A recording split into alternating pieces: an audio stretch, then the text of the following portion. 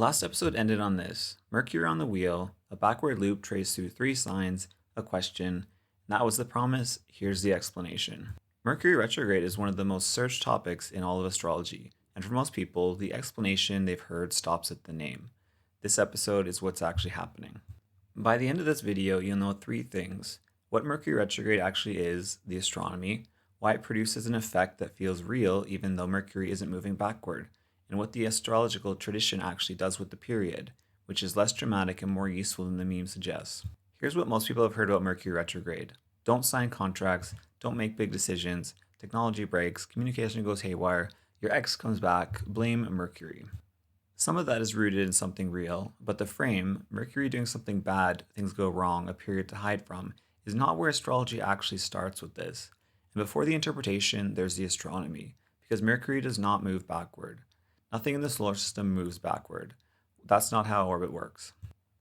What changes is our vantage point. We're watching from a moving platform, the Earth, and periodically the geometry of where we're sitting creates an optical illusion. Mercury appears to reverse against the background stars. That appearance is what a retrograde is. Here's the setup. Mercury orbits the Sun faster than the Earth does. Mercury takes about 88 days to complete one orbit. Earth takes 365.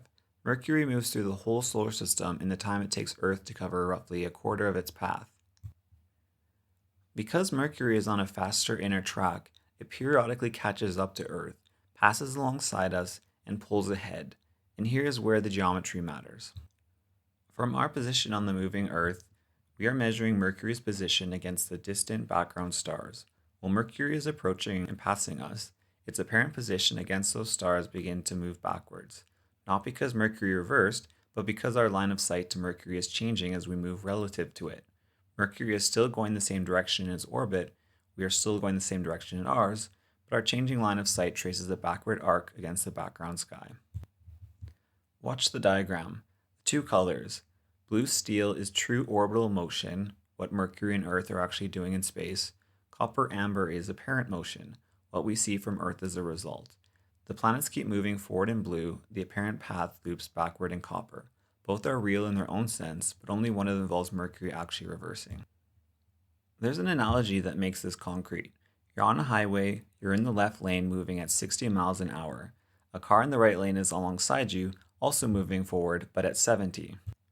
When that car is still behind you, it looks like it's moving toward you, moving forward relative to your position.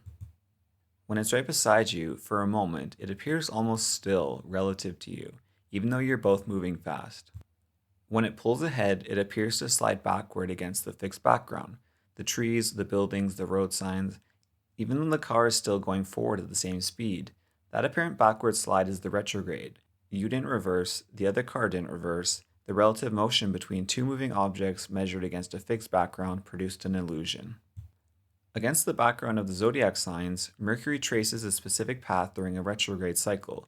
It moves forward through a section of the ecliptic, slows, and appears to stop at the specific degree. That moment is called the station's retrograde. The planet appears to stand still before reversing. It then moves backwards, through 1 to 2 signs over roughly 3 weeks, about 21 to 24 days. Then it appears to slow again, stop at a second specific degree, the station direct, and resume toward motion. The loop it traces against the zodiac is the retrograde window. This happens to Mercury about 3 to 4 times a year, every single year. It is one of the most regular, predictable cycles in the sky. The exact degrees vary, which signs Mercury passes through, which houses in your chart that touches, but the pattern itself does not vary. Mercury goes retrograde, Mercury goes direct. Every few months, regular as clockwork. Some astrologers also track the shadow periods, the weeks before and after the retrograde when Mercury is crossing the same degrees it will cross during the loop.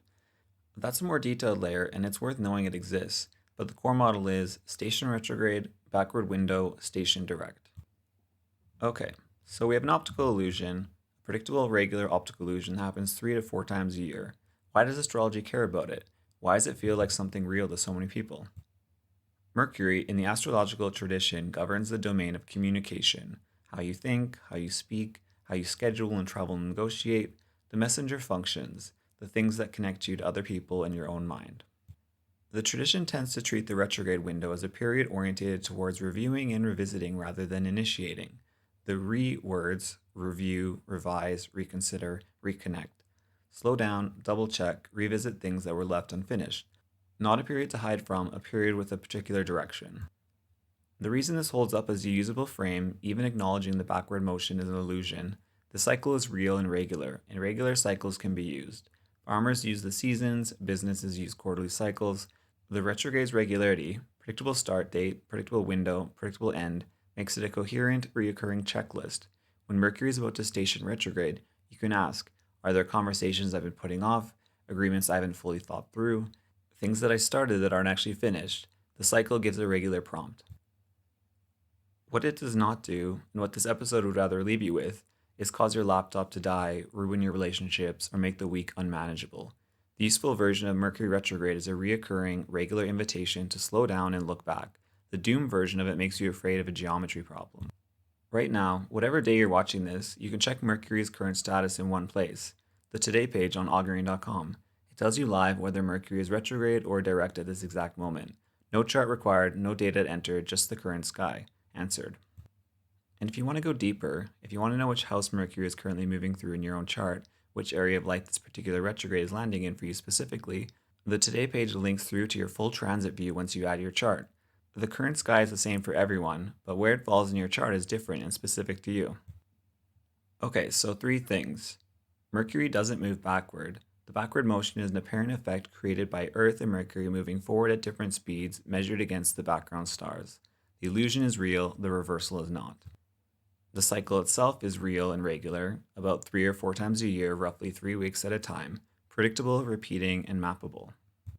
The astrological tradition uses the retrograde window as a period for review and revision, not a period to fear.